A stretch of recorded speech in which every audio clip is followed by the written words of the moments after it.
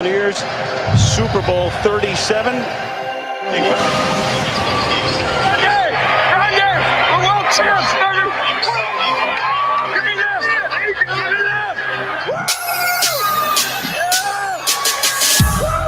couldn't catch another shit. Cannons like the loaded, so it's time to flip the script. Cruising through the bay on that Buccaneer battleship, sold up, screaming out, so Buck what you heard. So Buck what you heard. So Buck what you heard. So Buck what you heard.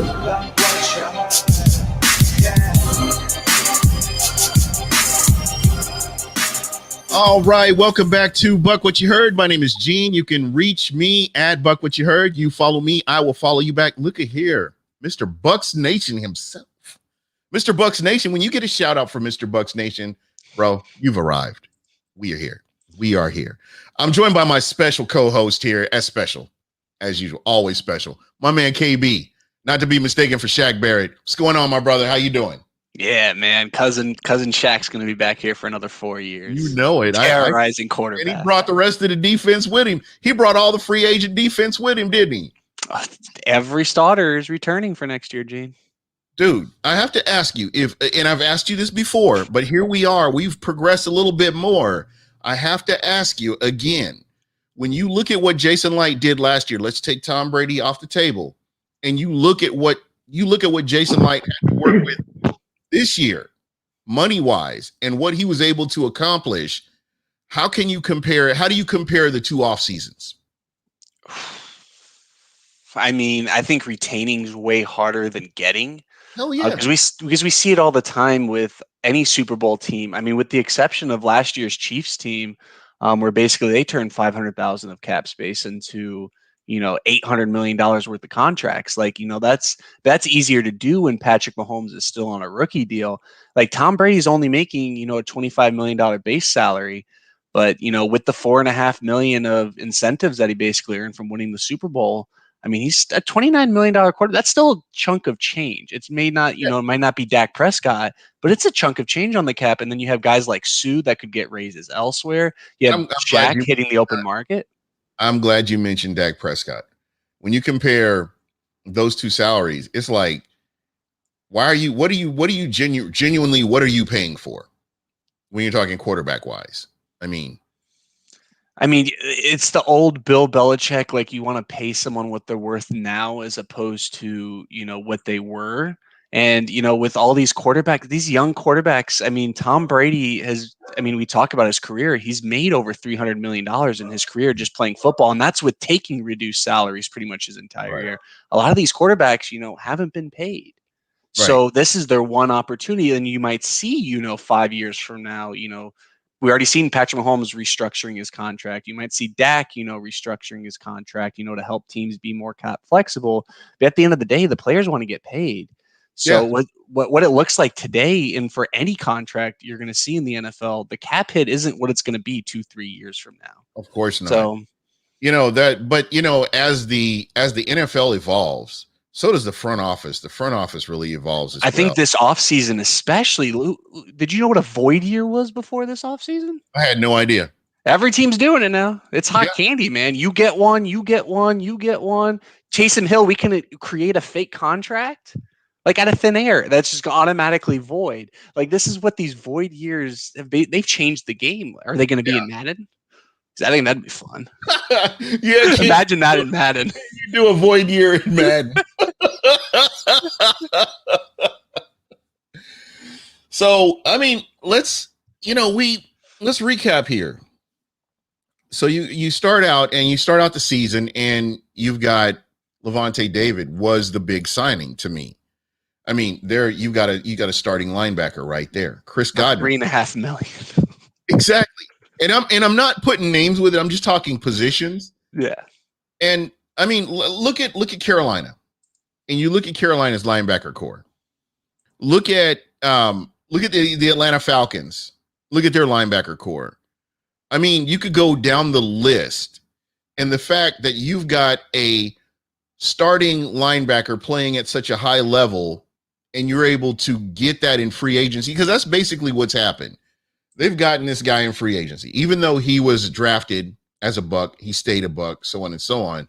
At the end of the day, money talks. And there were opportunities, I'm sure, that, people, if they threw the right amount of money at Lavonte David, they could have easily got him. Cleveland comes to mind as a team that could have easily got a Lavonte David or lured him over if the situation was right. It just tells you just how important the general manager has been. And, if anybody ever brings up kicker in the third round, I will kick your balls into your throat. Just put it that way, because that argument is dead. That argument is. I don't know how you feel. Oh, I'm echoing. Oh, I'm not hearing it. Oh, I'm not hearing it. It's pretty bad. Okay, hold on. Let's see. What's up with that? We echo. Test. Okay. Yeah. So, Perks go on live, everyone. Oh, we're good. Okay. What I was basically going to say is, I don't know how you are in terms of like your faith and stuff, Gene, but like in my eyes, everything I think happens for a reason. I think you had to go through we remember, like, people didn't want even like the 5th year of Jameis Winston. No. Like, you had to go through the 5th year. You had to have everything just turn right. Like AB being a complete imbecile, like, when he went to the Vegas Raider, at the time, God, where are they from? Oakland Raiders. Oakland Raiders, yeah. And like, you had to Gronk, going out of retirement and like then wanting to come. Like, I feel like all of that had to just happen in order to spark, like, just getting those 3 in particular, but then also getting, JPP and Sue to stay. They were vocal saying that they wanted to leave. And, getting, having DeMar Dotson that extra year, led to Tristan Wirfs for the better of the franchise. Like, all of these things are for the better. Like, I might hate the whole Jameis Winston eat a W thing on our, Monday Night Football game last year. But do you think, I think it helped spark us kicking their ass in the playoffs. Yeah. Like, I think everything happens for a reason. Yeah, I agree. It was just a succession of bad events, I guess. And I would say the train started back in 2016. 100%. And then from 2016, you saw what this team could potentially be if you had all the right pieces and the right coach. They chose us for Hard Knocks because we had the momentum. Yeah. And the thing is, you've got all this. You've got all these weapons. You've got all these tools. You can actually do something with this team. And then the next year was a year of underachieving. You only have 5 wins. The year after that, you have another 5 wins. Then you have a 7-win year. And, from there, it just built up. But if you look at the people that were drafted and the people they brought in, and let's exclude the 2016 season, we're going 2017, 2018, so on and so on. They built a team that people would say, oh, that might be a good destination to go to. And that's what you got. That's how you got Bruce Arians. Because I promise, if you were drafting poorly, Bruce Arians is not coming to Tampa. He does not have time to build a team. Oh, no. And then, everyone, and that's why I hate the dichotomy of like the Tom Brady thing from last season. It was, he came into a stacked roster, but then you proceeded to only have 1 Pro Bowler and 2 second-team All-Pro players. Like, they were basically just throwaways, like, in terms of voting. So, like, That's when I hate that argument with the whole Tom Brady came into a stacked environment and, he's washed, but like the team around him so good. But like, it's also a microcosm. I think being in this situation allows to get his skill set out there, which is being efficient when you have receivers like Chris Godwin and you can throw 50-50 balls to Mike Evans. It makes any quarterback better. But also, we learned, like, Jameis Winston, for better or for worse, has talent. He has particularly arm talent. But that doesn't always translate to success. But it doesn't check up from the neck up. That's exactly. It doesn't check up from the neck up. Exactly. People are not going to want to talk about Jameis Winston, but I will have to say this. Almost every important passing records, with the exception of a few, thanks to Tom Brady, Jameis Winston owns them. And if you look at the history of quarterbacks in Tampa, those records are going to stand for a little bit until you get somebody in here who's going to actually a bona fide quarterback that's a good decision maker that can go out and he's got that longevity and he's got all the tools to sign a second contract. That's what it's going to take. And ultimately, that's why Jameis Winston's name will be associated with Tampa for a very long time, whether you like it or not. Oh yeah, one thing that a lot of media and fans bring up is the fact that the Bucs haven't signed a quarterback to a second contract, and I guess technically Brady did, but he signed for a 2-year, and then now we learned that it's a 3rd year. Like, we haven't had someone do 5, 6, 7 years as our quarterback to really have that decade of where you kind of knew exactly where you were at the quarterback position. We went from Brad Johnson to Sean King to Brad Johnson to Brian Greasy to Chris Sims to Jeff Garcia to Josh Freeman to Mike Glennon. I mean, it's basically there were a bunch of cluster. There was a cluster of quarterbacks between 2003 and 2009. There's the Jeff Garcia you talked about, and again, it just goes back to your coaching and the fact that John Gruden is not able to groom a quarterback from rookie on into a veteran status. He just is not capable of doing that. That's why he only is able to really succeed with veteran quarterbacks. But for another time. So I want to jump out here in the chat because, I've been neglecting you guys and I apologize. As I said, shout out to Mr. Bucs Nation, Matthew Kitchell, a name we haven't heard for a long time. How you doing, Matthew? Nestor Cervantes, Stephen Bass, Christopher Cole, Mr. Everything Bucs, longtime listener. What's going on? Mike Stover, Jeremiah Hafner, and my man Markarov. Hopefully I'm pronouncing your name right. Markarov. I like that name. There's also someone on YouTube named Matt. Shout out to you, man. There you go. Christopher Cole. What's up? G Vegas. Fabian Espinoza. I like that. He's got how many Matts? 1, 2, 3. That's what I mean. 4. He got the 4 Matts. Can we call him the 4 Matt? Oh, I love that. I like that. Matt. Change your name to the 4 Matts. There we go. You the 4 Matt. There we go. I like it. Echo has gone away. Yep. I think I know what Gene's thinking of doing. I'm just checking this out. Yeah. Oh, Joshua Cole Allen. Yeah, I'm taking calls. I'm always taking calls, bro. Joshua Cole Allen is everywhere. He's like Converse, man. He's just all over the place. Well, him and ever since Evan's been on Bucs Bucs Report. I see Joshua. Oh yeah, Bucs Report, baby. Of course, we should be talking about Bucs Report, and of course, my guys over at Smack Apparel. We love you. I love that new logo, baby. That new logo is fire as hell. I mean, that's why I'm dropping that logo. You could put that on a shoe, and I'd buy it. Yeah. Tim Horvath, we can't say let's run it back. No. You repeat. Go whatever you want to say. Yeah. But leave that to the trash ass Kansas City Chiefs and their lousy ass fan base. Yeah, I said it. But yeah, let's get some calls on here. You know what? That's a good idea. What do you think? Get some calls. Yeah, we haven't had a call. I mean, at least with me, you haven't had a call. You know what? We haven't done that. We've had so many guests lately. I know, but let's make this about the people. Let's make this about the people. All right, let me get that. 813-358-8154. I'm sure. Who do you think? I think T. Smitty or maybe Joshua Cole Allen, maybe the first one or two to call in here. Let's see. I think T. Smitty likes being the closer. He likes to come in 45 minutes to an hour in. He's like, y'all let the other people talk, and then let me talk about a little Christian Barmore and Najee Harris to end. There you go. I keep hearing that name. I think I'm going to lose some wings to. Here we go.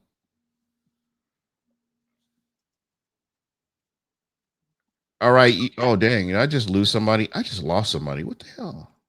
Hey, at least we start the show. Are we keeping Fournette? What do you think, man? Are we doing that? Is that going to happen? I don't. Well, see, his two biggest suitors were Seattle and New England, but R.I.P.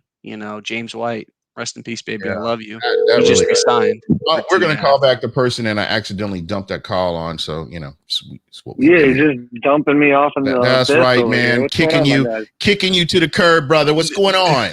We thought you were going to ask us about our car insurance. I thought you were going to bring up Gerald McCoy or something like that, man. So I just went ahead and kicked you off of here. It's like Sopranos. It's over. Find a new show. Exactly. If I see one more of his tweets, already back home getting free food. Good for you. It feels good to be. Yeah. Gerald McCoy, it's not happening, bro. Yeah. Yeah. Please just stop. Just stop, bro. Just stop. Give me one Can he second. be a practice squad player? Looking pathetic. Listen, as long as if they just like us decided not to have a run defense, I could see them bringing him in or No, what whatever. if he's a practice squad player? He technically practice squad players get rings, right? But is he kind of old to be a? How does that? I don't know how that whole thing. Please, baby. No, they I changed the promise I rules won't because of do it COVID. again. Just take me back. Yeah, there you go. Now the way he left the way he left his situation really rubbed me the wrong way. I'm not really interested in Joe McCoy coming back to Tampa. That's my personal opinion. And when I watched the interview that he did, he could have walked away from all this and been like, oh, okay, maybe there might be a reconciliation later on down the line. But he was all in his fucking feelings about, how everything went down. And remember the Skip and Shannon interview where basically he talked about how he was so disrespected? Yeah. Yeah. And what has he done since he's left Tampa? Yeah, Seriously. What did he do when he was in Tampa? What impact plays can you remember that None. Gerald McCoy made? Was there, wait a minute. Hold on. It was the strip fumble against the rent. Wait a minute, that was Sue. That was Sue. My bad. Yeah. That was the LA game. That was Sue. Okay. Then there was I just remember the airplane. That's the only thing I remember about. He threw Rodgers down on the ground, and Rodgers. No, that was Sue. No, it was Ben Roethlisberger that Monday night game, and he said, "Oh no, sorry Ben. Pick him up." No, and then he got flagged for it. I didn't mean to. Yeah, you're absolutely right. So what's going on, man? Talk to me. Just reveling in these signings. Busy day. You wake up, getting ready to bring the kids to school, and all of a sudden, bang! Donovan Smith restructured. There you go. And then Did you see that coming? Did you see that coming? Yes, I did. Yeah, I was on the What's Cooking in the South last night, and I said, look for that to come within the day or two. And bada bing, bada boom, here it goes. Next day. I'm waiting for Jensen. I think that happens by the end of the week, if not early next week. The way I look at it here is you've got Brady. Guys, I'm gonna step away for just a second. I'll be right back. I'll just be right back. Go ahead. You can talk to me, dude. Yeah. Oh, and the audio went out. Awesome. So here, I'll just talk a little bit about my own opinions and stuff. Awesome. So we're on the Donovan Smith thing, and as we know, Donovan, re-signed and did a 2-year extension, which I thought was honestly good money for the Bucs, and we also found that there's some void years in there. But that obviously really opened the door for signing Sue for $9 million fully guaranteed. Sounds like a lot, but I think it's a stable move that helps, bolster our defensive line. Oh, here you go, Gene. The call dropped when you dropped the screen. So I've just been talking about Donovan. Oh, there it is. Yeah. Sorry about that. I'm here. Okay, but go back to what you were saying. Who, me or Ken? Josh. You. I was just honestly filling time. I'm good. But no, I expect Ryan Jensen to be back here, restructured and signed for at least 1 or 2 more years. You got Brady here for 2, maybe 3 years. You want to keep this line as much intact as you can. They're already possibly going to have to replace a guy like Kappa next year, depending on how he does, how he performs. He performed at a great level. Obviously, he won the fan vote in the Pro Bowl voting, partially because his name was at the top of the ballot, but also because he had a really solid season. So, well, what about a guy like Stinney though? Big guard money. He's back. Small sample size, 3 games. He looked good, but look at when those games occurred though. Starter plus playoff. Look at when those games occurred though. I mean, that's you gotta kind of factor that in there a little bit. I do, and I think that he could be a solid guy to step in. I still think they would look to draft somebody as well. But with that small sample size, are you comfortable in going in next season with this entire line intact and saying, all right, Aaron Stinney, it's up to you. You're the guy at right guard now. Yeah, actually I am. We had to do that with Alex Kappa. Remember the whole situation with Alex Kappa. I mean, you didn't know what you were getting from Alex Kappa when he first started. and I think he blossomed into quite a good player. Yeah. So I'm just saying, I'm just saying, with the sample size that we saw from him against the level of talent that he went up against, I'm kind of comfortable with it. Yeah. Not only that, I feel like it opens the door for a Ryan Jensen extension, which I think was the more plausible move. And that's the question here: is if you do let Kappa go, and you place Aaron Stinney, or if they draft somebody and put him in there, do you want to have to replace both a center and a guard next year? No. And not only that, a center who's already familiar with Brady. Brady's familiar with him. I don't think Jensen had a bad snap. He might have had one bad snap all last year. Really cut down on the penalties while still keeping his aggression. I mean, I was talking about this with Johnny Dean, and just watching Ryan Jensen walk back to the huddle when he got down the field a little bit and just bump into every defensive lineman and defensive linebacker on the back of the huddle and just piss them off without. I mean, you saw how many times that he almost got into a scuffle and let the other player make the first move. And you know what that reminds me of Warren Sapp. I remember Warren Sapp used to walk through everybody's warm-ups. When people are doing warm-ups, Warren Sapp would just walk right through while they're doing warm-ups to the other side of the field, especially if they were at Ray J. It was just hilarious to watch him do it. Yeah, so I mean, I think that Jensen is probably the most likely scenario. Plus, if you look at what they did, with the Stu re-signing, and we don't know all the contract details if there's any of those magic void years they put in, but they opened up about $10.8 million or 10.6, and then you had 1.2 on the cap, so you're looking at about $11.8 million. Stu's $9 million cuts into that, you're back down to 2.8, and that's not enough to leave Antonio Brown and leave Leonard Fournette out of it. That's not enough to sign back Blaine Gabbert, a Ross Cockrell, a Ryan Smith, Josh Wells, some of these guys that you need to be backups. Right. I mean, you can't just rely on rookies and undrafted free agents to be your backups. You need to sign guys who A, know the system, B, you're comfortable with. So there's definitely more moves to come, whether that's a Ryan Jensen extension and restructure, which I think is coming next, or maybe, I know people don't want to hear this, but a Cam Brate cut, or possibly a trade to free up that $6.5 million. Right now, you're paying $6 million to OJ, $6.5 to Cam Brate. Those are full. That's already $12.5. You add on the $5 for Gronk this year, counting towards the cap. You're up to almost $18 million in tight end contract. You can't do that. Right. Would you be okay with the Brate pay cut, or do you want the full 6 off? Because last year he cut down to 3. If Brate, and that's exactly what he's going to have to do, though. Brate's going to have to rip his contract up and re-sign a new deal. Yeah. Because unlike what these other players are doing, where they're restructuring money and pushing them into different years, Brate's scheduled to make, I think, $6.8 million next year and $7.3 the next one.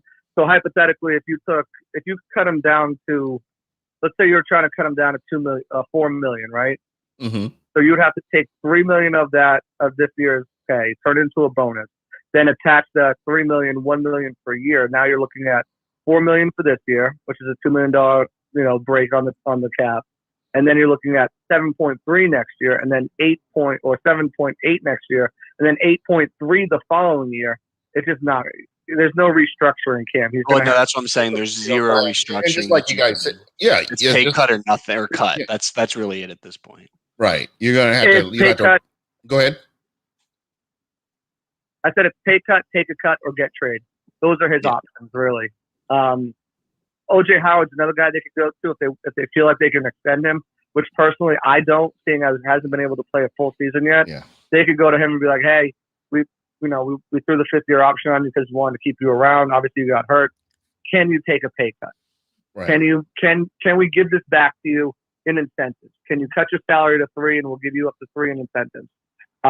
Same thing with a guy like Bradley Pinion and a guy like Will Golson. Will Golson's making 5.5. Can we? Okay, breaking news right here. Nadam Kasu is a 1-year, $9 million, but it has 4 voidable years. Wow. So the cap number should be $4 million instead of $9 million. Jesus. Likely won't be signed until next week officially, per Greg Allman of The Athletic. So that changes things. And that's the shoe that I was waiting to hear drop. with their reward years. So, I mean, what did I say? 11.8 minus 9. Now it's 11.8 minus 4. Now you're looking at $7.8 million about left in the salary cap. That can get you AB and Leonard Fournette done. But you're still going to need to. Yeah, these role players like a Will Golston. Well, don't forget the Bucs need like $5 million for the draft and then a couple million for in-season moves. So like the cap's still fluid, and the Bucs still have plenty to do. And I think right now it starts with restructuring Evans, Marpet, and then offering like an extension to Ryan Jensen to tie him like 2 years. Same with Donovan, and just tie them both to Brady. I think that's the biggest next move right now is extending Jensen. And if you have to go to Evans and Marpet, I think that's what you do. I think they will for whatever reason. I think they just like have to. I mean, why not if you're already so all in? If they can create, let's say 4 or 5 mil a piece. I mean, that's whatever talent that's going to get cut after the draft, after the draft to the start of the season. The only problem with that is you've already restructured them multiple times. So you've already kicked that can down the road. Now you just make it works out in the players' way, though, because remember, they get more up front. So, like, if we convert, let's say, the $5 million to a signing bonus, Mike Evans sees that today instead of next year. So players want to do that. Yeah, exactly. The players love it because they're getting their money up front, especially if they don't have any guaranteed money left on the deal. Yes, please give me my $5 million up front and kick it down the cap. It just gets into one of those things where you don't want to put too much money down the cap. And so far, the Bucs, while having these 4 years, I mean, they're not only costing you $1 million against the cap the next 4 years after this, for 5 years to include this year. So that's not bad. But once you start getting all these guys adding up, and now you're going to sit at 3 years from now, you're going to sit at $25 million in dead money for players who aren't on your team.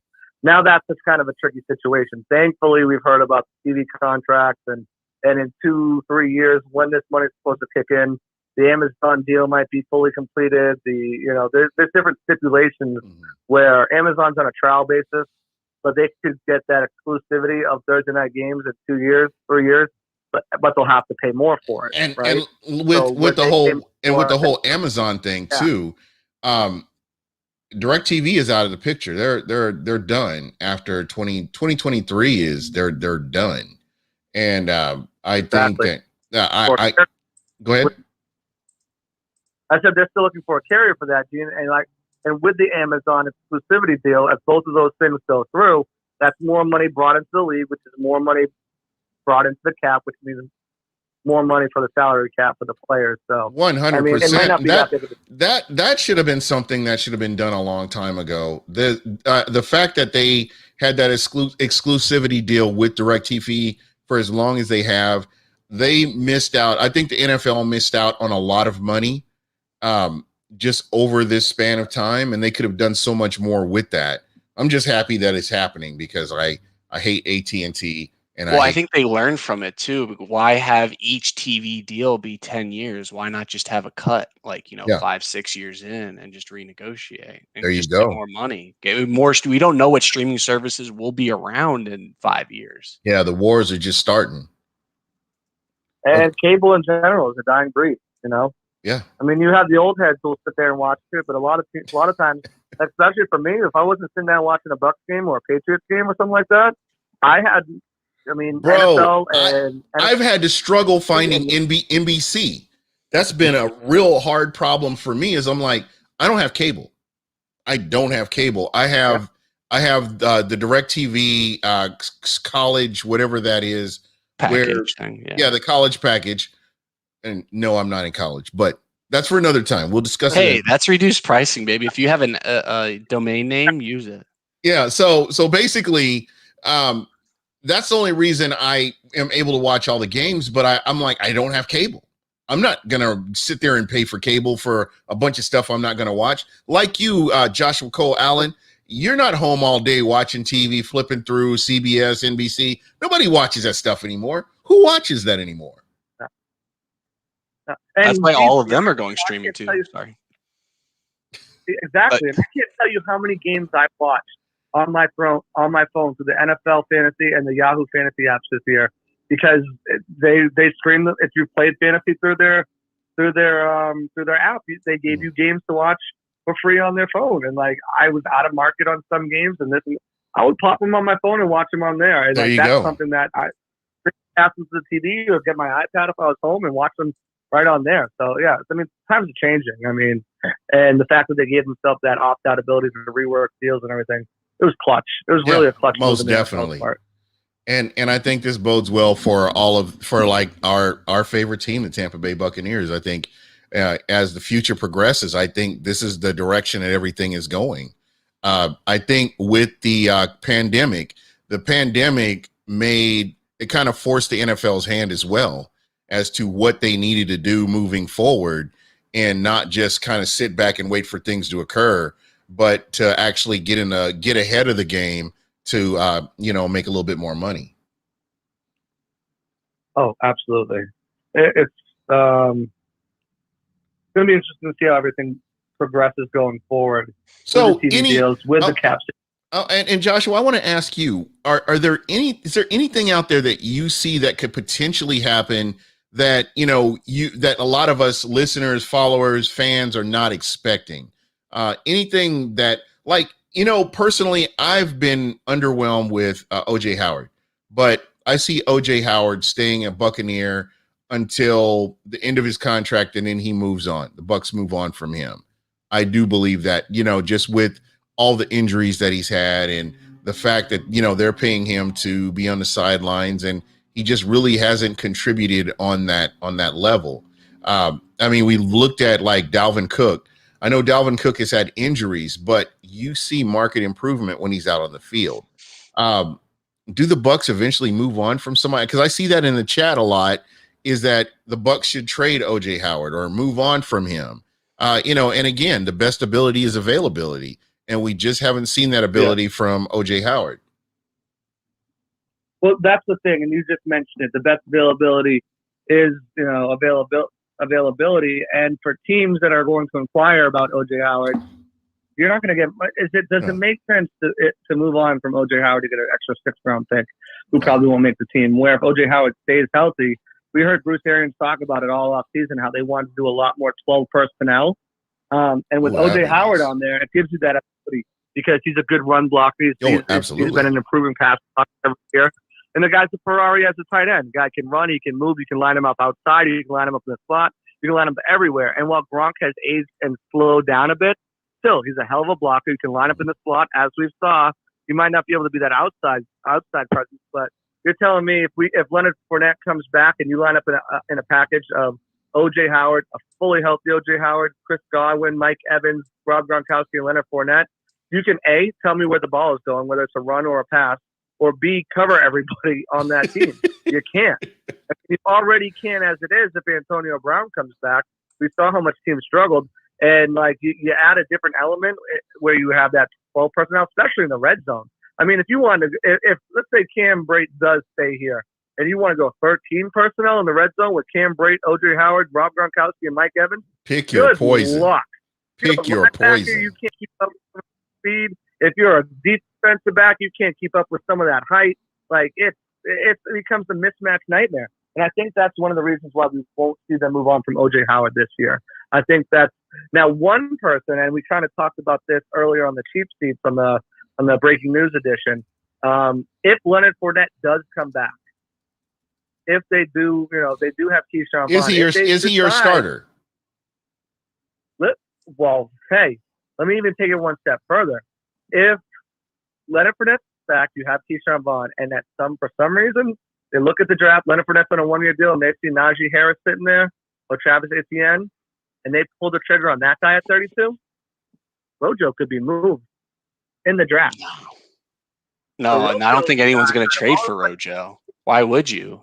What team would want, no offense to Rojo, but in the modern NFL, what team would honestly really want Rojo and then trade capital for him, knowing that it's his last year on his rookie deal? Well, I'm not saying you get large capital, but I'm saying if someone offered you a 5th-round pick or a potential 4th-round pick in the next year's draft to grab a guy like Rojo after the guys who has performed to be a capable running back. Yes, he's got the pass catching and pass blocking issues, but the guy also was 21 yards away from a 1,000-yard season. He's shown he can do it. And if you're going to take that gamble, take that chance on a 1-year deal, or maybe you work out some sort of extension with him. Mm. So I don't think the Bucs look to extend him at all in the first place. No, it's not. There, I genuinely believe they'll move on from him. I'm right there with you.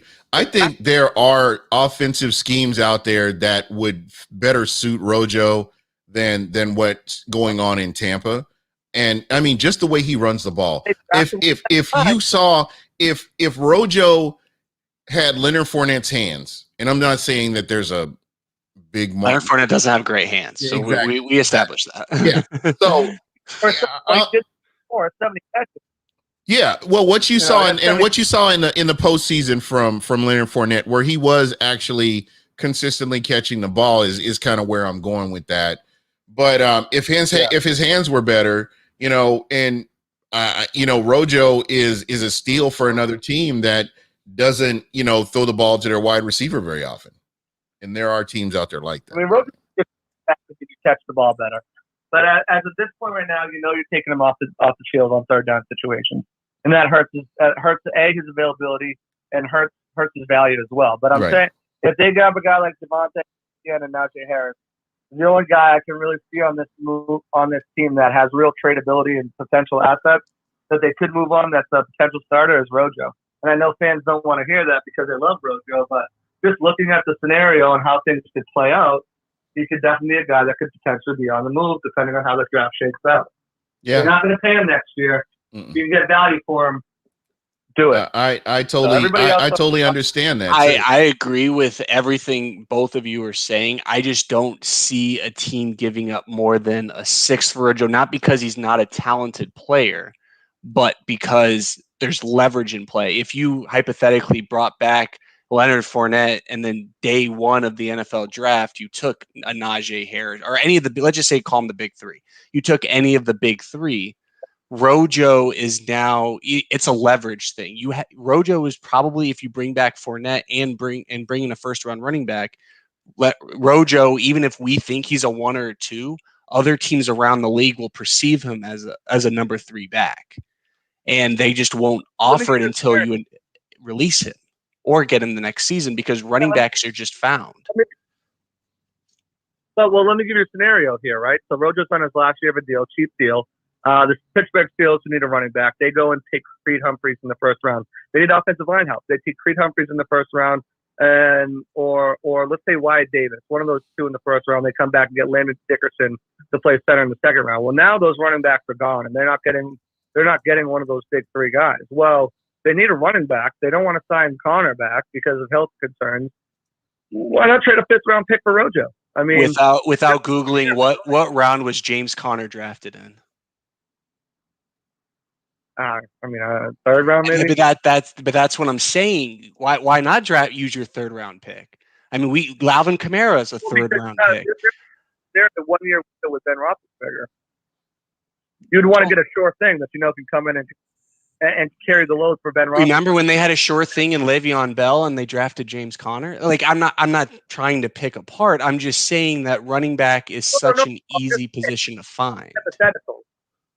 It's hypotheticals, but you look at this year in the running back situation after the big 3. I mean, you're looking at the next guys off the board are more receiving back, and then you get to a guy like Sermon, then you get to a guy like Chuba Hubbard, fumble problems, and then after that, it's there's nobody there. It's not like, I mean, yeah, there could be someone that you find a diamond in the rough. I mean, James Robinson, Philip Lindsay, we can go down the list of guys that came out of nowhere and have been superstars or just really, really good players for teams. But in a year of uncertainty where you don't know what's going on after next year with Ben Roethlisberger, you don't have a quarterback situation figured out, why not go for the sure thing in Rojo, can get you a 1,000-yard season running behind a revamped line with, good wide receivers taking the pressure off the outside. Yeah, I'm not disagreeing with you. I just don't see the Pittsburgh Steelers giving up draft capital. I have to jump in here real quick because somebody in the chat made a very interesting point. Rojo is 23 years old. He's 23 years old. And the some of the running backs that you're getting out of the draft they're all around the same age. And you've got a guy who's been in the league and he's been on bad teams. You can make the same argument about Jameis Winston, though. Yeah. Yeah, you're right. You're right. If that's the argument, and like I'm not trying to take anything away from Rojo. I think Rojo is a better running back, even minus his pass catching ability, than Leonard Fournette is as an overall player. Even if you take in his hands into account, my only argument is if you bring back Fournette and bring in a first round running back, teams will perceive as there's something wrong with Rojo, or we can just get him A, on the cheap, or B, when you probably release him. I don't think that they would see that. I think they would look and see that Rojo's in the last year of his contract. They obviously like a guy like Leonard Fournette better. And I mean, because if they're re-signing Leonard Fournette, now it's not an issue of, Leonard Fournette's cheap, let's get him and see what he does. It's Right. We're re-signing Leonard Fournette because we believe in Leonard Fournette. Right. And yeah, but if you're Rojo, do you want to re-sign with the team that just paid Fournette and then drafted a first-round running back? Like, I'm just saying, you're just opening a Pandora's box to possibilities that the player would be unhappy, and then the team would not be able to get value. And I don't think I love Najee Harris. I love the big three, but I think as a rookie, Rojo this season would be more valuable to the team than a first-round running back talent, be not. If you want to draft a running back, you can also draft a running back next year as well. There's always running backs every year. They're all super talented. Yeah, you can find them anywhere in the draft. To watch. That's the reason why I've had my first two mocks running back. Evan Winter is coming out with his mock. I think he has them taking a running back pretty high. You look over at PFF, their latest mock draft. They have Najee at 32. I know Peter Report has a bunch of mock drafts, with the running back very high. So I think it's but I don't think would you think that would change the minute that Fournette's brought back? I think it would. It depends on the contract. If Fournette's on a 2 or 3 year deal, yeah. I don't think Fournette's going to sign a 2 or 3 year deal. No, I don't. Why would he? He has no reason to. Prepare yourself for next year. Yeah, this is the thing. The cap's going to be crazy. They're going to be overpaying left and right for players next year. Think of the NBA. Remember when the NBA, the cap skyrocketed, and you had Timothy Mozgov making $80 million. You had like all these contracts, and remember, quarterbacks are going to be. Josh Allen needs a new deal. Lamar Jackson needs a new deal. Daniel Jones, Lord, if this new offense in New York helps, new deal. Sam Darnold, if he has a good year, new deal. Like across the league, you're going to see a lot of money. Yes, it's going to increase and it's going to go to some quarterbacks, but we're going to see the wide receivers. Like, Chris Godwin's going to get paid. If it ain't by the Bucs, it's going to be by someone. Like, money's just going to be spent left and right, especially, all these teams that are cap strapped. We saw what happened with the Patriots last year. They were in complete cap hell because they finally had to pay for the restructuring of Tom Brady for so long. But then this year they come in a free agency with $70-80 million, and they spend it like hotcakes, because that's what's going to happen next year, is because the cap's going to go up $20 million. Plus Michael Pless from Wil Bucs Talk. Shout out, my friend. At a very interesting comment here. The only problem is only one back under contract next year is Keyshawn Vaughn. You want me to read off the rest of the free agents for next year in general? Just curious. Chris Godwin, JPP, Ryan Jensen currently, Rob Gronkowski, Will Golston. Vita Vea is going to be up for a new deal. OJ Howard, Ronald Jones, Aaron Stinney. Yeah, okay. Yeah, you're right. Vita Vea is the 5th-year option, but my point is you still have Carlton Davis as well as a name I didn't even get to. Jordan Whitehead, Alex Kappa. That whole class is up for a contract. But the good thing is that before going into free agency, they had the 3rd most projected cap space. So they have a lot. Yeah, but they also have that many people on the roster in general, though. That's the issue. It's not just running back. Other than wide receiver and offensive line, it's going to be like that. Pretty much and linebacker, it's going to be like that for pretty much every position. That's to me the issue. It's going to be interesting to see how that all works out. Hey, Joshua Cole Allen, we got to get you. We got to get you on here next week. Are you down? Yeah, let me know. All right. We'll definitely have a debate topic if anyone. Yeah, definitely. Yeah, we could revisit this whole running back situation here. So let me get you next time we talk, there might be a new deal or something. We don't. Yeah, that's what I'm saying. I mean, we will have progressed from where we are right now. So much I unknown. think the next shoe to drop is going to be Antonio Brown. So look out for that within the next, I'd say 48 hours. Sadly, I agree. I think it's just working out. Yeah, there you go. Compensation and I think it's more incentives they're working on. Because he had incentives in his deal last year, and now it's more about figuring out what the incentives are, because it likely to be reached incentives count towards this year's cap. Yeah. So what they want to do is they want to structure a way that can make them to be not likely to be achieved incentives where they count towards next year's cap, but they're still attainable to the player. So, I mean, I think that's probably where they're going to get hung up on. Obviously, the whole Donovan Smith deal freed up the money, and having those 4 years on Sue's contract that just came out, that's going to be huge too, to allow them to make a couple extra moves. Yeah, there you go. Look for Jensen within the next week. I think it's done probably within the next 4 to 5 days to open up some more money so they can start working on everything else. But they're not done. They're going to be busy. They're going for 2, and they're going for 2 hard. So, that's right, man. We're all in now. Let's fucking go. We've seen what this Buccaneers team can do. We're all in, my friend. All right, hey, look for Joshua Cole Allen to be on with us next week. We're gonna have some fun with this, man. We're out, man. I'll holler at you later. All right, follow me on Twitter, guys, at Joshua_C_Allen for all news and stuff like that going on the Bucs. And hey, the Audible's coming back, so I'm gonna have to get you guys on there too. Yeah, we're gonna have to make that happen, my friend. All right, man. I'll talk to you. I was trying not to laugh when I saw the Thanos is more of a real thing than the cap. Let me go back to that, because that shit is funny. What did he say? Thanos is more of a real thing than the salary cap. All right, guys. 813-358-8154. The lines are open. Somebody else was trying to get on. I was trying to call in, I believe. Trying to see who that might have been.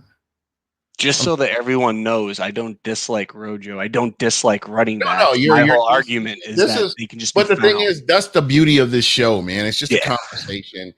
You're not going to get crucified for your thoughts on a certain player, a certain team, or just whatever, unless it's Joe McCoy coming back here in any capacity other than a fan in the stands. Other than that, I mean, I'm good with the rest of this. So it is what it is. Oh, yeah. I mean, while Josh was talking, I looked up some Steeler stuff. Remember, they just released Steven Nelson because they brought back Juju. So even if they, let's say, did take, 2 first round, offensive linemen and, a running back, 3rd round, they still have other holes and stuff. So I can just roll off some names that are still available as running backs. You got James Conner, Lenny, Todd Gurley, Duke Johnson, Tevin Coleman, Matt Breida, Rex Burkhead, Brian Hill, TJ Yeldon, Deion Lewis, Chris Thompson, Jerick McKinnon, LaShawn McCoy, Le'Veon Bell, Adrian Peterson. God, I don't know how he's not dead yet. Frank Gore, Alfred Morris. You can find bodies to have a role. And they're not going to be and this is the thing, and this is the thing right here, man.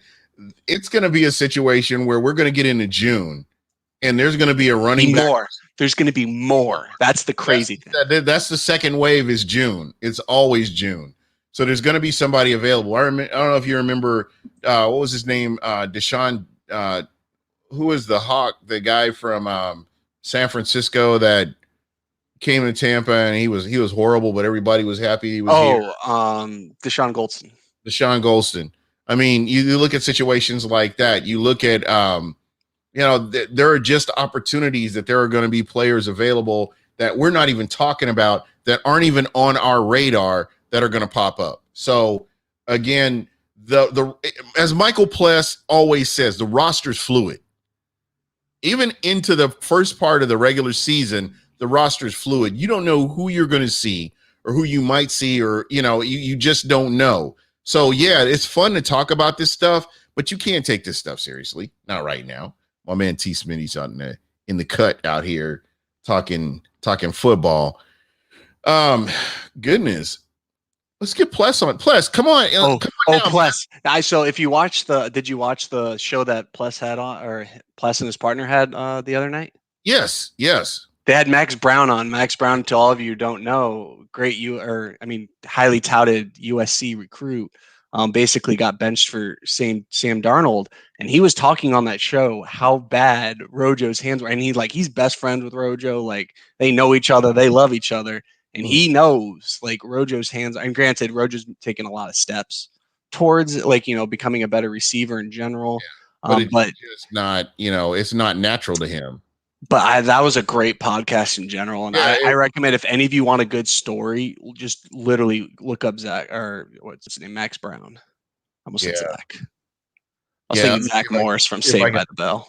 See if I can lure Plus on here. I'm just sending him the link. See if we can lure him on here. See, I've got see if I can. Yeah, I love how Plus, you can just be my summarizer for everything I ever say. Plus says overall point that Ken is making is the Bucs don't have to force any position. Exactly. Because they have the rest of the offseason to address it. So take whatever the best player is, or if you can get, like, my argument is, if you can get a cheap edge, get the cheap edge. That's where I was going with this, and I didn't really get to this point, but this is where you get the best player on the board. The best player available is who you want. Plus is coming, by the way. Yeah, he's jumping on here. I just sent him the link. Hell yeah. But that's exactly what I'm talking about right there, is you get the best player available, and that's what you work with. I mean, you've got a piece for years to come, and you grab that piece in the draft, so that's always going to be beneficial for you. I could go back maybe 4 or 5 years where I was like, it's important to get a good running back, and your running back's got to do this and this and this. But what I found is people have been able to grab good running backs. What was it? Nick Chubb. Nick Chubb was what, second-round pick? He was drafted right in front of Rojo, and I was really mad that he didn't make it to the Bucs. Yeah, exactly. Because I think Nick Chubb. You know who else was a second-round pick? All these Florida State fans out there? Dalvin Cook. Yep, Dalvin Cook. But with the injuries that guy's had, I mean, it's no wonder. Well, he was more off the field was his issue. But my point is, like, talented running backs fall for what, like Jonathan. Clyde Edwards-Helaire, was the last pick of the first round last year. But there were 4 other great talented running backs that went in round 2, and round 2 isn't the only round. And my whole argument is, and people talk about, and I'm a big proponent of this too. I don't think you, like, for example, if you draft like the guys like Justin, like, to me, Trevor Lawrence is the only NFL ready quarterback right now. If you draft Zach Taylor, if you draft Justin Fields, you draft the kid from North Dakota State, I think you sit them a year. And why can't you let an edge sit a year? Why can't you let a stud defensive tackle, learn and take over for Sue, take over for JPP? What's wrong with that? I can't argue with that. I mean, and we saw with Patrick Mahomes under Alex Smith, he sat for a whole year. His name was not even brought up, not even once, unless you were watching the Kansas City Chiefs network or whatever. His name never came up until the first game of the season, or till preseason, and then the following season. That's the way it should be right there. You do not put any pressure on him. You let them grow. You let them mature. If there are opportunities to get them in there, then you get them in. You get them in the game when you can. If there's a blowout or something like that. But ultimately, at the end of the day, you want your guy to kind of just, soak it all in. Mental reps. You're holding the clipboard. You're in the game, but you're not in the game. That kind of thing. And we saw it with Jamel Dean and Sean Murphy Bunting. Yes, they were playing behind, Vernon Hargraves and everything, but they were not rushed onto the field. Remember, Jamel Dean's first start, he found out against the Seahawks he was going to play 5 minutes before the game, but he wasn't ready, and he had the 9 weeks of mental reps of accumulation that finally, he got beat, and he was like, oh shit, well, now I kind of, got to get better at this. Same with Sean Murphy Bunting. Like, he's had his ups and downs, but if you play those guys week 1 of their rookie seasons, they're not going to do well. What's up, Pless? I want to welcome Michael Pless from Real Bucs Talk to the show. He's in the house. How you doing, man? Good, man. I had to join. I was in the conversation. I can't. You're there's like some audio thing going on. You're a little bit light. I can't. Maybe it's going through your computer, not your mic. Yeah. Sound, because it's very faint. Yeah, we'll get him on here, man. How we roll. Take a few minutes to. Hey, test it. Say test or something. Yeah, you're still. We're gonna make it happen, though. We're gonna get there. I'm fixing. Perks are going live. Oh, here we go. He did it. I fixed it. I had to change my settings. That was the problem. Okay. The GM is in the house. What's going on, man? Now we're good. I was just was checking in your show, and I had to get on here. I was seeing the very good topics and debates. It was it Did had not me expect a debate. Yeah, Did not because expect it. right. Yeah. Well, I mean, I shouldn't say debate, but it's just very good discussion, and you have points that can go either way. But what I was saying, and I agree with you, Ken. It's you look at this team, you're returning all 22 starters pretty much, and there's no need to force any position in this draft. That's why I've talked on my show about not overreaching for a defensive tackle that you don't really need to pick. right. Let the edge players come to you. If they are there, then you take the best one, or and running back, sure. Yeah. Of course you would like to, get an all-time talent if it's available, but I'm not sure there's a elite running back in this class that is going to be a game changer. Yeah. Najee Harris is good. So is ETN. And so is Javonte Williams, but they're not, they're not a top echelon back, in my opinion, from all, aspects. Again, they all have some type of deficiency. And you can find running backs, later. You can wait, or you can, grab them in, day 2, day 3. It doesn't have to be at 32. Right. So there's a lot of options. There's a lot of versatility that the Bucs have in place because they have signed back who they said they were going to sign back. And, really they're in a great spot. And I spoke today, like, what if a cornerback falls to them at 32? Like you could take a corner. And he's the best player and he ends up being the best player on the board. Then you're good. Like, and I think it solves a need too. Like that's the thing. People don't think cornerback is a need, but you need 3-4 of those guys. And if you don't have like Ross Cockwell, I mean, as much as I didn't like him when he played during the season, but when he showed spot plays in the postseason, he played well. Right. But if you have 4 talented guys, and then if Carlton Davis were to hold out or his demands are too high, you have someone there. Like that's the kind of moves like that you bring up, plus that a lot of people don't think about. But to me, I'd argue it's harder to find a good young cornerback, than it is to find a good young running back. Yeah, for sure. I mean, like, if for some reason one of the top corners like fall to you, I mean, JC Horn, I don't think he'll be there, but just in case, like if someone like that falls to your spot, I mean, or Greg Newsome, or maybe they look at Asante Samuel and they think he's a top pick. So yeah, definitely that gives them so really they have so many options that they can go after, and it's a beautiful thing because you can really hone in on the best player available. You don't have to be position stuck or try to just fill a need to fill a need, and you also don't have to trade up either. Like there's at 32, there's no reason to really jump to 24 when you don't have the needs, and you're not worried who Kansas City takes. You're not worried about who the Bills take. You're not worried about who even the Saints take. Like you just let whatever the players come to you. Exactly. And we look at last year where there was a need an offensive line. And every team knew it. The Dolphins tried to jump us. Other teams reportedly tried to jump us as well. And we tried to move up into the top 7 with the Jaguars. But it just didn't work. But it all eventually worked itself out. But I think the Bucs right now, and plus, I mean, I'm glad you're here because it's been that long since we've been able to talk about the Bucs drafting the best player available. We've always dreamed about it. Yeah, it has to.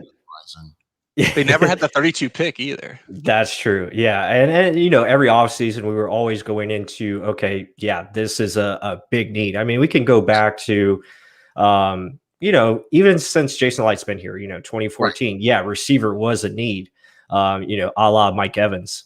You look at 2015, obviously quarterback was a huge position. Now, and of course you had the first overall pick, but again, Jameis Winston. And then 2016, that was probably the worst one because they went in, they got Brent Grimes for the free agent corner, and then they go into the draft and they draft another corner in Vernon Hargreaves. It didn't work out.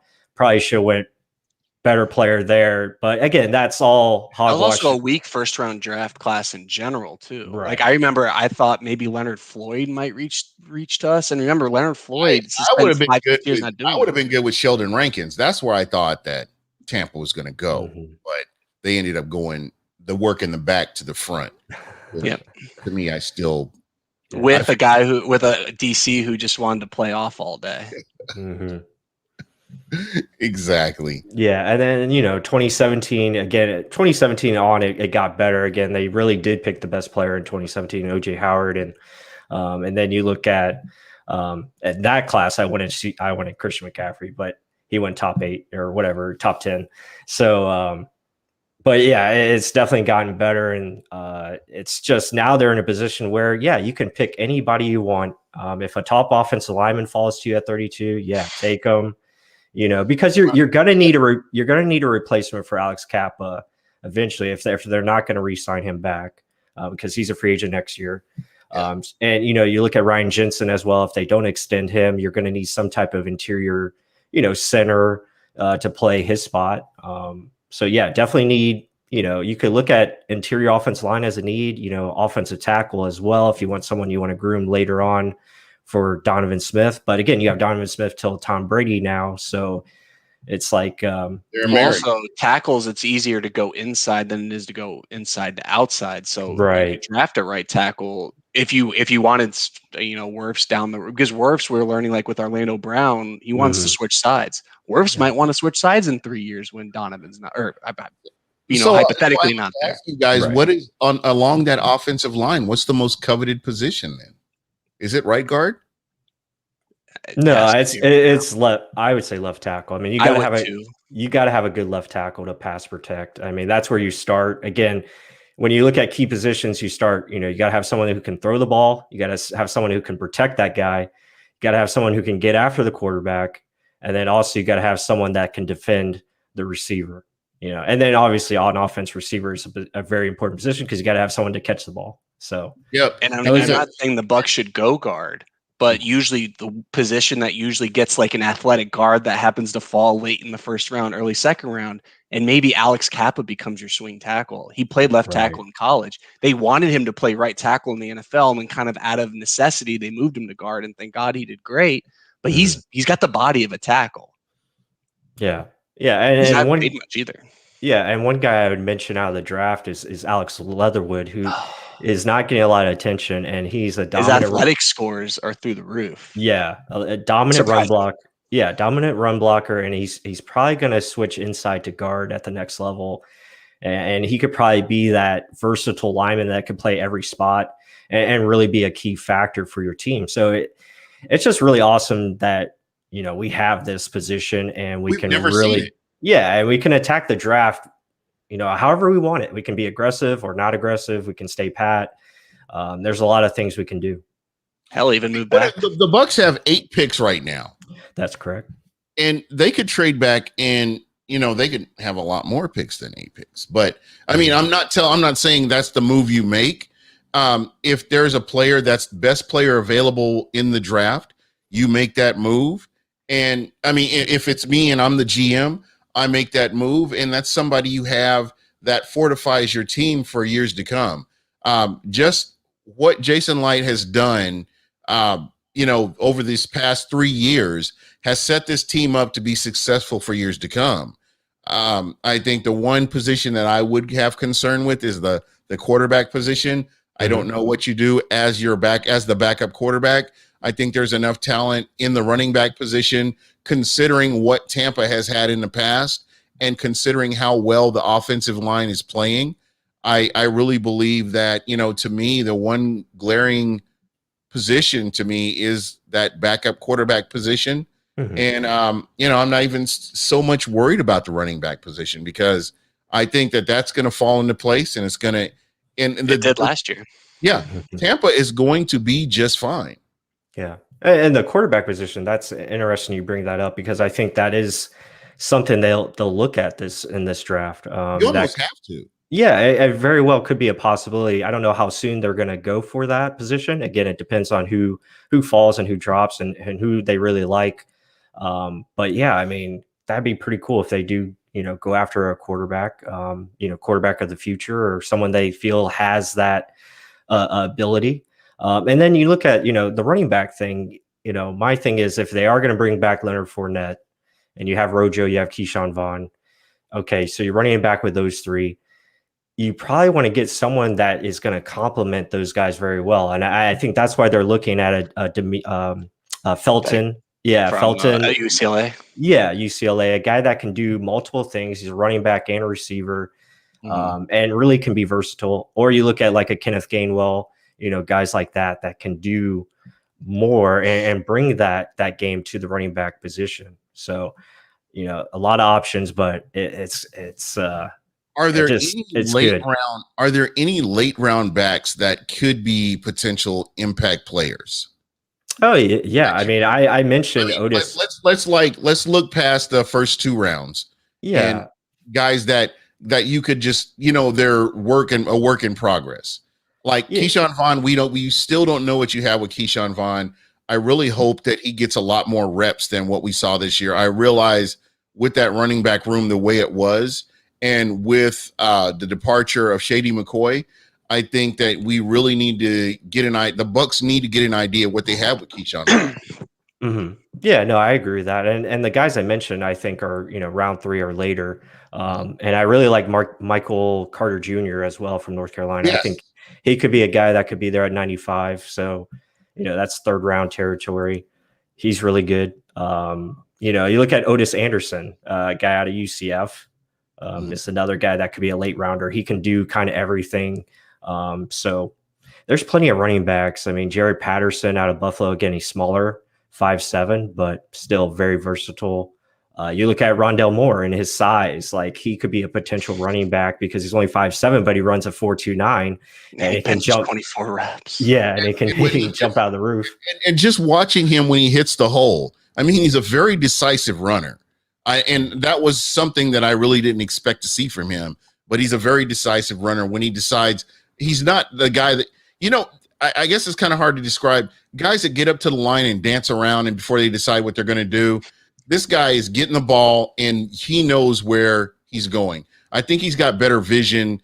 And I mean, you guys may disagree with me, but I think he has better vision than Leonard Fournette does with how to hit the hole and where to go. I think anyone really does. Yeah, I mean, but the thing about running backs in the draft, they're so volatile. I mean, we can talk about UDFAs. Of course, the Bucs when they picked. I love his nickname I hate Joe Bucs fan, but they nicknamed him Snoop Dogg McPlaybook. He's got a role in Tennessee McMuffin. now. You're talking about McMuffin, yeah. Yeah, but look at that entire draft. That is the only running back that was missed. And like last year, I remember Benjamin. He's got a home in Tennessee. He's doing well. Yeah. Yeah, but my point, he's even has a little career. Like my point is anyone can really like one guy I really liked last year that I thought was going to be a day 3, round 3, round 4, round 5 pick was Benjamin. He slipped to round 7. Like running back, literally all bets are off. Dalvin Cook, remember, everyone was dying to get him at 16. He lasts till 34, 35.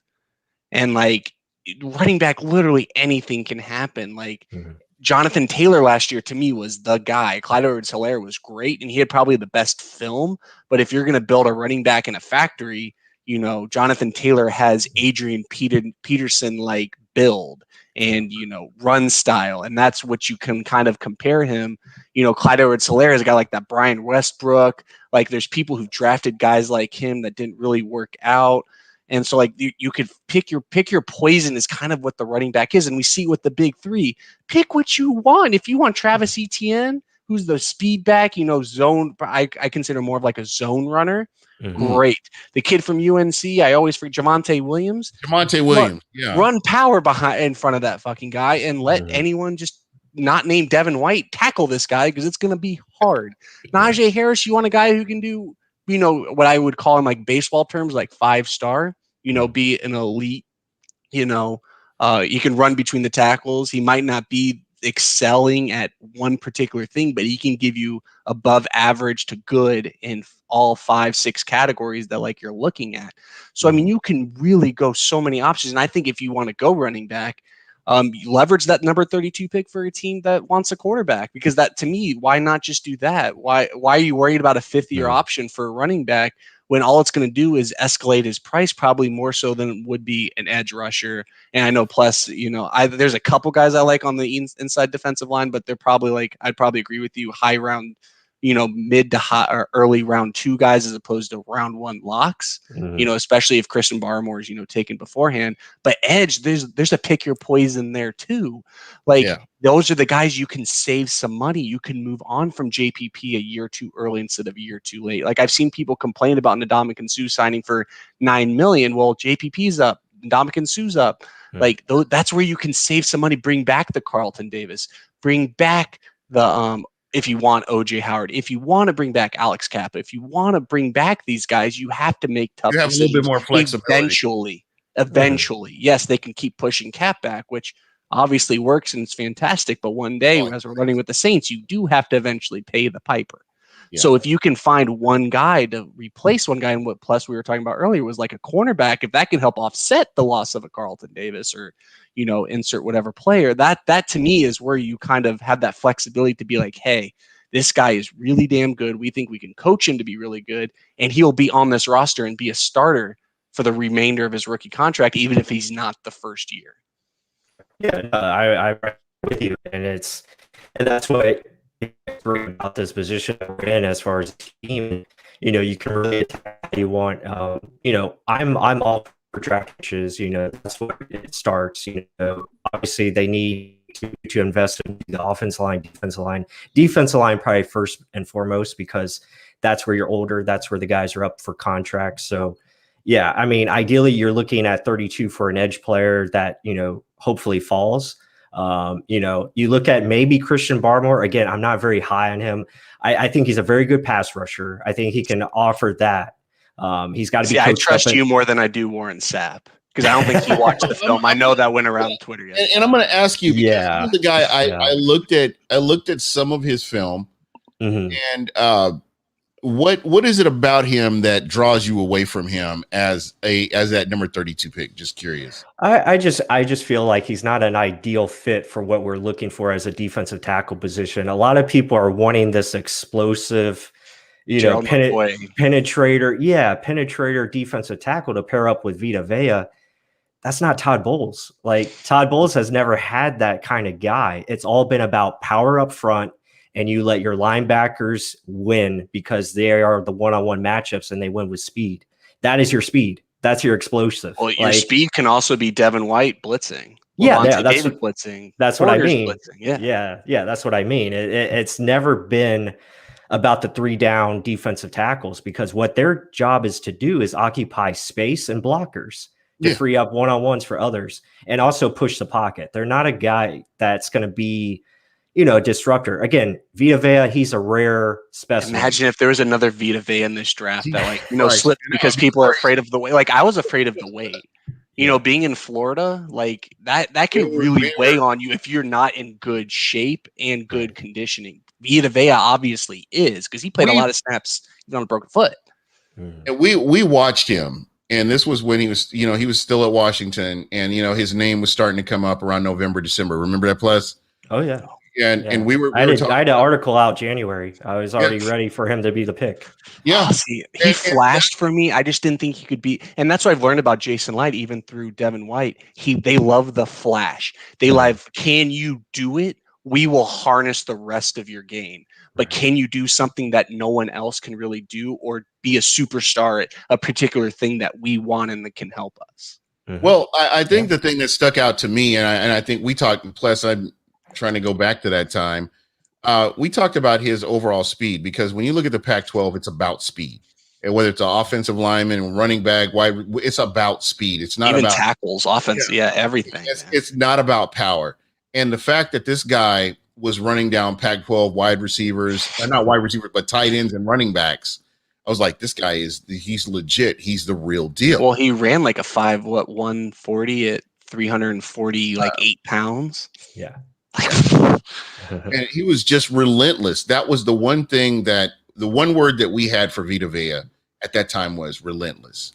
I know a lot of people in the backfield. That's what I'm waiting for. And it's what's so funny. Everybody else was talking about Dalvin Cook, not Dalvin Cook, but Derwin James. Derwin James was the flavor of the day. Everybody's like, Derwin James is going to come in here. He's going to do this. Look at this play. Look at this play. And I'm like, when you look at this defensive line, Derwin James will just not. He won't flash with this team. because unless he's going in making sacks, unless he's consistently stopping the run, unless he's consistently putting pressure on the quarterback, he can't do his job. But he still couldn't do his job if you're doing that anyway, because you can't play two different sides of the ball, two different places on the ball. So just watching Vita Vea was the ideal fit. And, like I said, going back to 2016, I wanted Sheldon Rankins. I wanted them to build in the trenches. I wanted them to do more on both sides of the ball in the trenches. We saw where Lovie Smith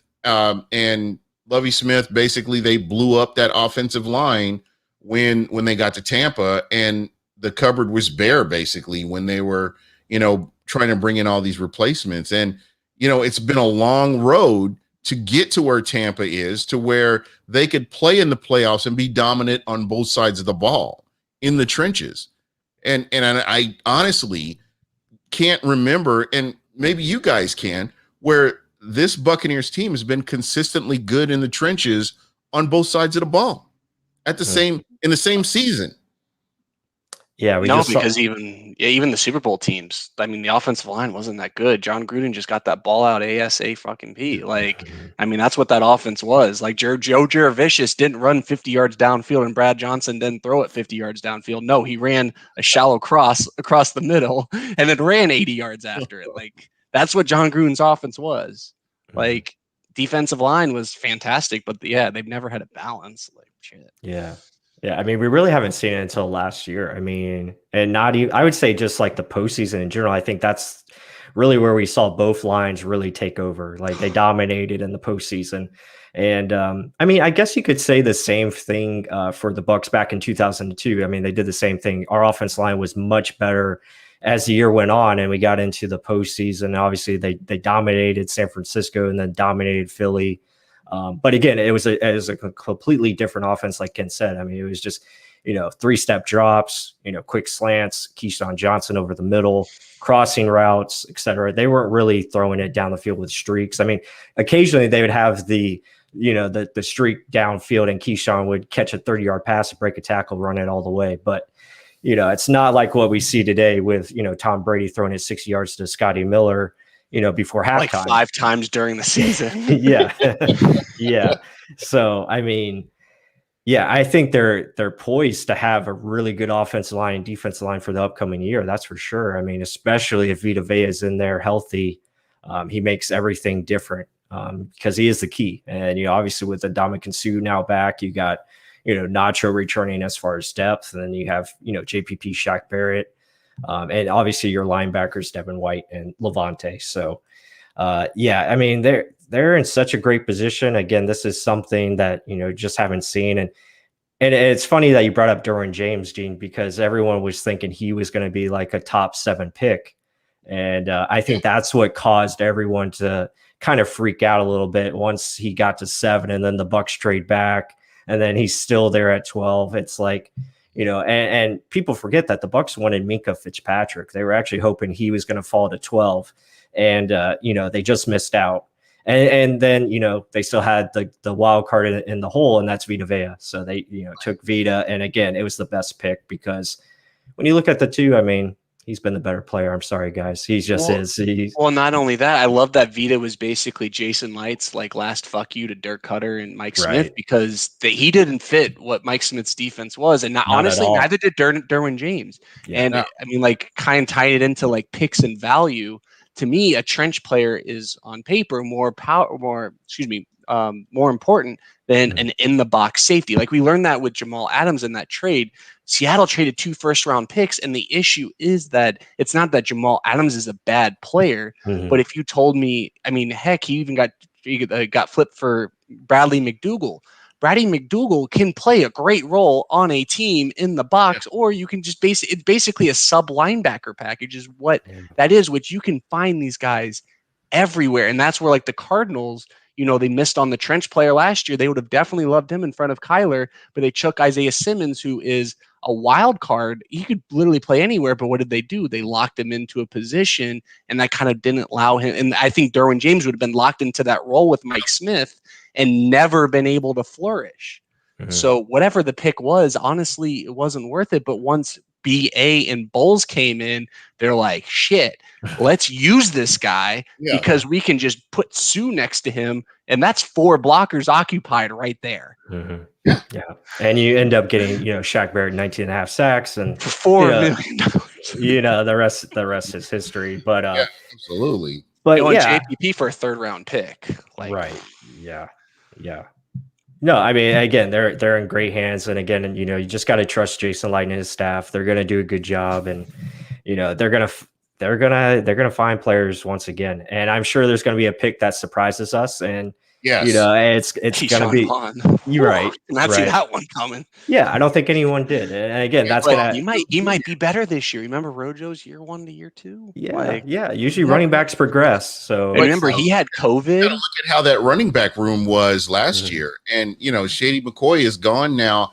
I really believe that Vaughn will get a little bit more time. I think you have to really get him, showcase him to see what you have in order to get an idea of whether you need to make a move next season. Well, remember, he had COVID and was not practicing for 2 weeks already in a shortened off season. Yeah. When he wasn't in the building to learn the playbook, and he's not practicing. He's not with Tom Brady catching passes. And when the regular season starts with no preseason games to get your beak wet, he's kind of just thrown in there, not knowing really kind of what to do. And then just not having like the flow of things to really show, because his skill set is basically, to me, I kind of see him as like a Rojo light in the sense that his hands might not be the greatest, but he's 24. He has explosiveness. I think we saw that last year. He flashed his explosiveness, but what he didn't flash is that he kind of put the game together.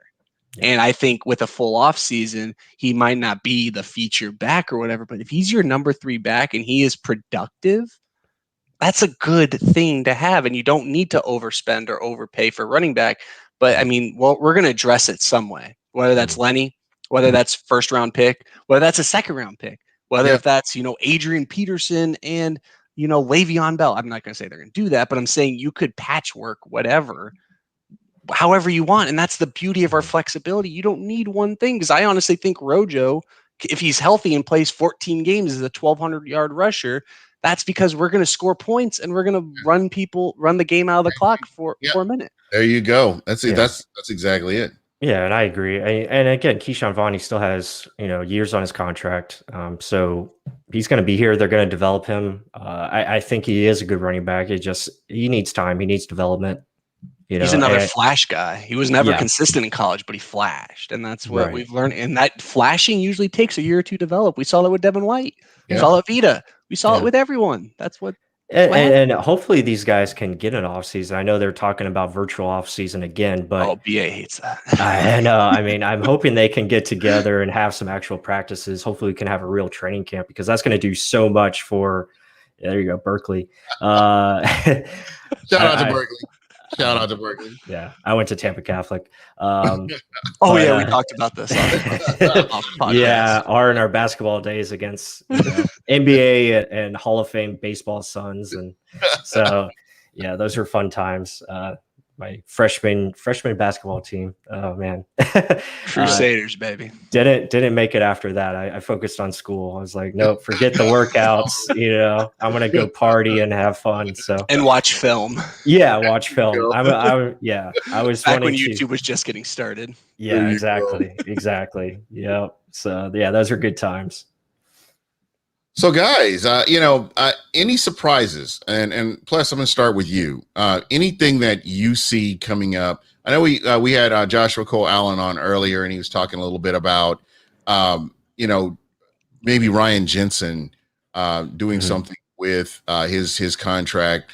Because I see Tampa bringing everybody back. I think that's the potential that this could happen, and I really believe that they are in the driver's seat right now, just with the core of talent that they have. If somebody does walk, I do believe that there's enough, talent on this team that you can plug and play. You can bring in another free agent or a draft pick, and you have enough talent on this team as it stands to make that run in the NFC South, or just getting to the playoffs or going to the Super Bowl. Yeah, for sure. Obviously I think what's next is, Antonio Brown and Leonard Fournette. I think they are coming back. I think they'll be re-signed. And then, kind of surprised that I'm hoping for is like, I want to see us go after a veteran pass rusher or maybe maybe another veteran offensive lineman. So that's what I would like to see. I would love to get like an Alden Smith. I know he's had his past and troubles, but I would love to have that guy on, backing up JPP and Shaq Barrett, and guy that can be a proven pass rusher for your team and really add to the mix. Ryan Kerrigan is another name that I really like. So I'm stealing Ken's thunder right now. I apologize. Yeah. I mean, again, Everson Griffin. Yeah, there's more. There's plenty of more. There's so many. Bruce Irvin. Like, there's guys that can just be really good bodies. Well, I think Bruce might be hanging it up. But I mean, if he still wants to play, I wouldn't mind that at all. Well, he wouldn't be a starter. See, that's the thing about these older guys, like even like Everson Griffin, Alden Smith, even like they had Ziggy Ansah. Like these guys, they've it's like being in a car accident every day for like 10 years.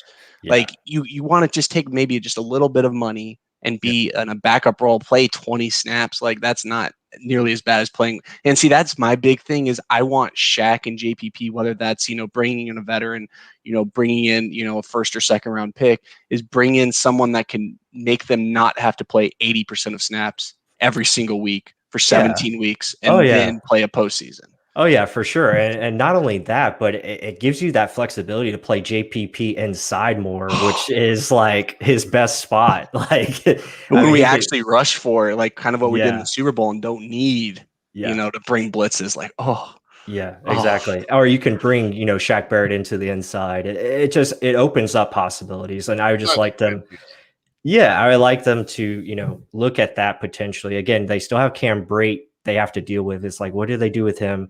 Is he going to be released? When they to me, he's the biggest question mark, even more than Lenny. I feel like at this point. Yeah. I have to ask this question for you guys too.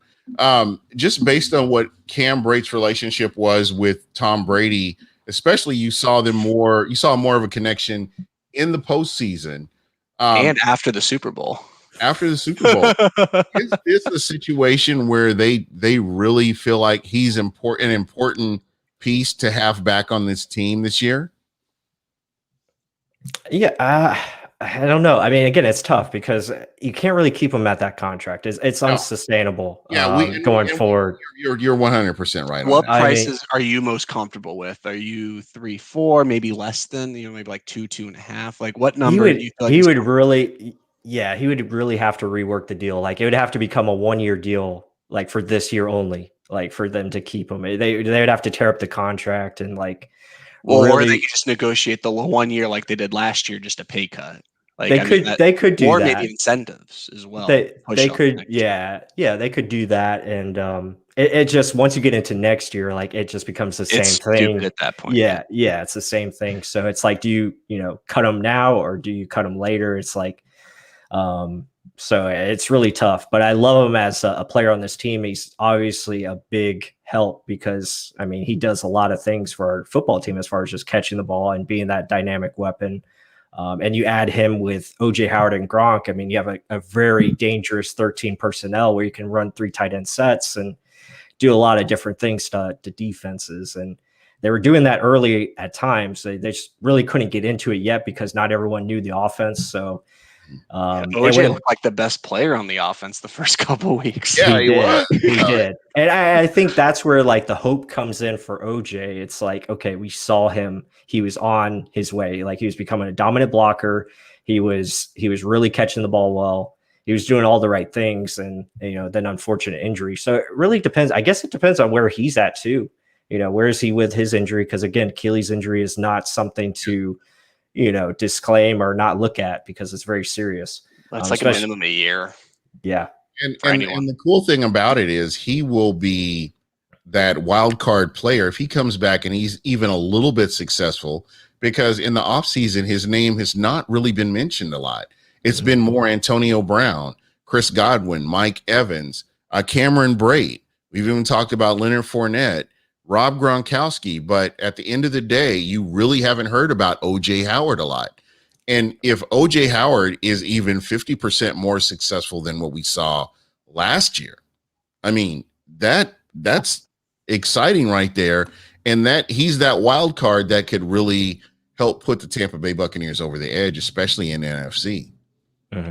Oh yeah, I mean he's a matchup nightmare. I mean we saw what Gronk once he got his legs back, how how effective he was and how much separation he actually got from a lot of And this guy is younger and faster. OJ on a torn Achilles might be just as fast as Rob Gronkowski as he was the first 8 weeks of the season. Yeah, OJ and with Cam, to me, I think it comes down to what Cam really wants off the field. I mean, we're kind of talking about like these veterans maybe taking like, the lesser contract to really, maybe not play as many snaps, maybe not be in that many, car wrecks, as I like to call them. Yeah. But like Cam might, and he has from what I understand, he has a wife who has built her own business in Tampa.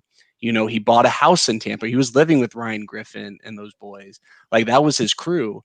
And, he has a house with her now. She has a successful business. He's a Harvard grad. Maybe he doesn't, maybe he's like, 4 million ain't so bad at the end of the day. And he's going to be like, Sue, maybe just make more, at the end of his career. I mean, this is a very smart guy.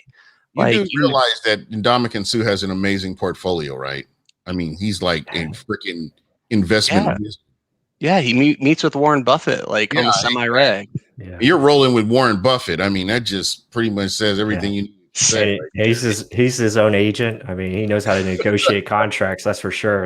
And he worked it out. He got a fully guaranteed deal. Yeah.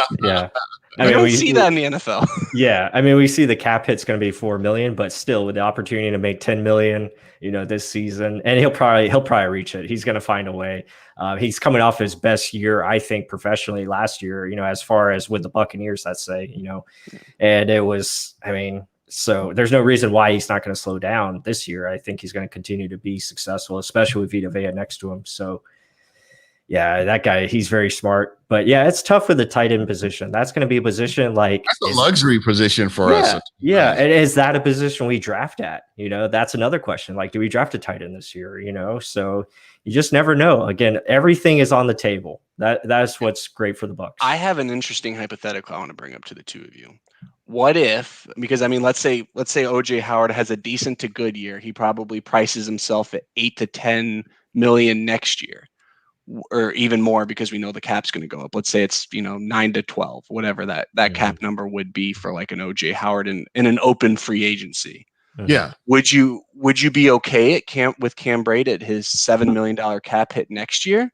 If you let's say you just not restructured, pay cut him down to like 3-4, and then next year when OJ's possibly gone, are you okay with Cam at like that $6-7 million number? If it's potentially the number 2, because I think Gronk will probably come back 1 year unless he has a devastating injury or whatever.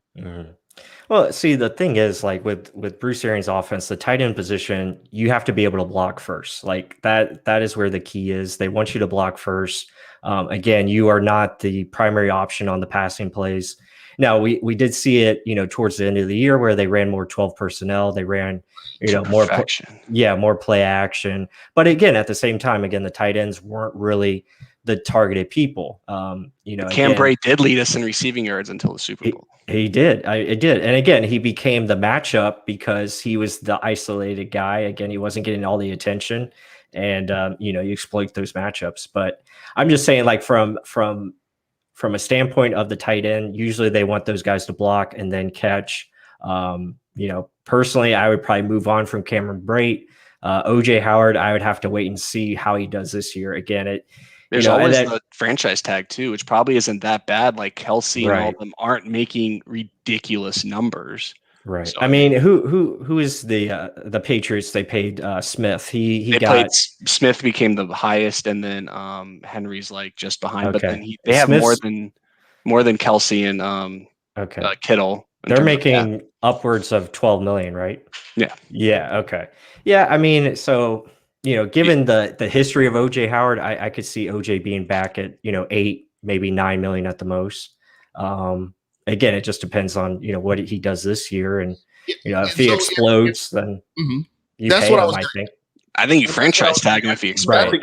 Where I was going with my question to you is, if OJ blows up, I mean, just he's healthy, he plays through the season, and he's productive as well as blocking and catching. I mean, do you pay him to bring him back? Do you retain him? I have a good one. Would you franchise him or Carlton Davis? I would have to go Carlton. Yeah, I'd probably go Carlton too. But I'm just saying, more important. Yeah, but the franchise tag for a cornerback is pretty skyrocketed compared to a tight end. So that's when that's when you have the whole Shaq versus Godwin thing basically next year. Yeah. We shall see. But again, these are all future things. Yeah, they're all hypotheticals. I love this. And this is the fun part. This to me right now, this part of the season where nobody's answer is wrong, unless you're talking about bringing Gerald McCoy back, and then or you think about trading for Jameis Winston. Yeah, or something like that. Then no, it's not. But I enjoy talking about this kind of stuff because that's funny by Christopher Cole. What he said? Pitts is going top 5, man. He's not falling. I think he has the Falcons written all over. If they don't trade back, if they don't get a crazy offer, I mean, I think that's a heck of a duo you have there, both at receiver and tight end. And they have a decent offensive line. I don't see him getting past 6. I mean, he's going Which team's 6? 6 is Eagles. I think the Eagles take him. I agree. Yeah, especially because I think Ertz they haven't traded him yet, but he's going to be moving somewhere. They need a weapon, so they're going to get him. Well, guys, thank you so much for, as usual, KB for being on, and Michael, thank you for coming on as usual. You are always welcome to come on. You know what? You just message me, DM me. Hey, I want to come on with you guys and talk. I'll get you on. I'll shoot you the link. You're welcome. Your family here. Much appreciated, man. It's always a pleasure talking, football with you. I'm about to head to do stuff for my show, Real Bucs Talk. So we're about to, produce some more content there. So just teaser. Real quick. Let's hear it. And Max Brown was awesome, by the way. I really enjoyed having him. No, like I messaged you guys not privately. I kind of did it publicly, but and his Gene, I don't know if you know this, Max Brown has like a pretty famous girlfriend who has her own podcast channel and stuff. And she played, I think, volleyball at USC, and they were talking about mental health stuff. And Max Brown went through a shitstorm, let me tell you, of both injuries and ill opportunities. Like Sam Darnold coming in to take your job after you basically didn't have the greatest opening game of your own career. You get replaced almost immediately. That's mental drainage. And then he had to go to Pittsburgh. It's a hell of a story. I think her name's Victoria. Damn, I forgot, it's Victoria something. He tweeted it out. Yeah, I'll look it up. I'll look it up. Yeah, he's that was a big get, and he wants to be in the sports media industry. Listening to that guy talk, man, he knows his shit. He does the hard work. But I think don't take anything away from you guys. You guys really know your shit too. Well, that tells you that they're big time because they got him. Yeah, man, it was pretty cool. I mean, he actually reached out to us, which was really awesome. He did a video on Tom Brady, breaking down his Super Bowl game, and he actually emailed us, and it was cool, just talking with him, and super nice guy. Again, don't mistake him for Joe Burrow. He's not Joe Burrow. He looks like him. Until you guys said that, I never thought of that. He looks like him, but yeah, tremendous story. I mean, he's just a great dude, and it's just unfortunate what happened to him. Again, this guy was the top prospect coming out of high school. Number one overall. Right. Because top quarterback. I played with Nelson. I don't know if you know that bless at Berkeley. So all USC things, I just know. I kept in touch.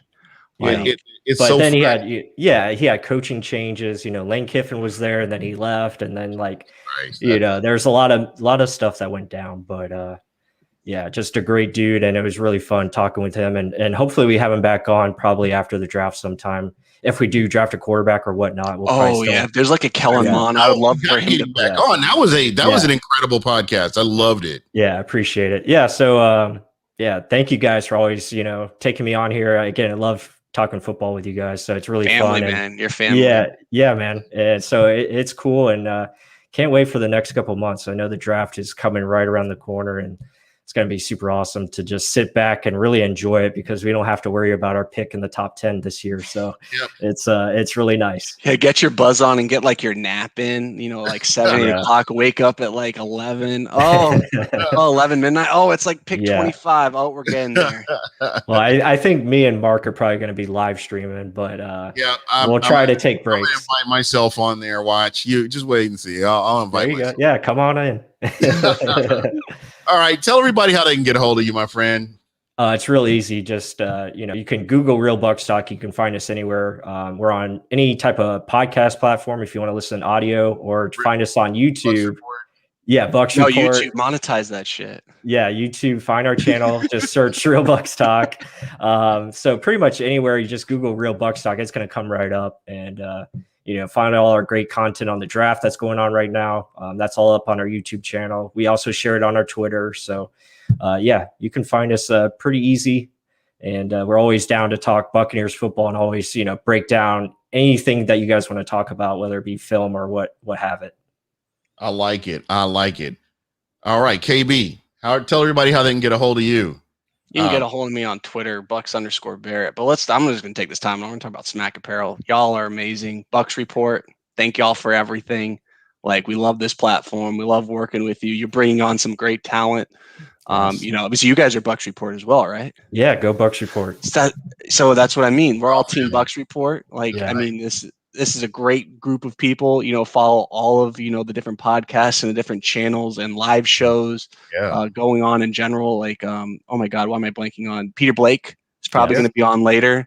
Yeah, like, in about 15 minutes. So. Yeah, so many great channels and just people. And we had Joshua Cole call in earlier. Mm-hmm. So many great people. Follow Bucs Report. Follow all of us individually. Check out the shows. Even if just pop in.